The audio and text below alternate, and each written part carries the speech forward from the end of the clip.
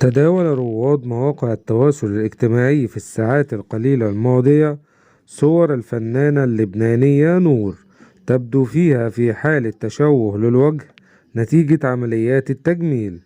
ورأى البعض أنها مجرد فوتوشوب، بينما رأى البعض الآخر أنها نتيجة عملية تجميل خاطئة.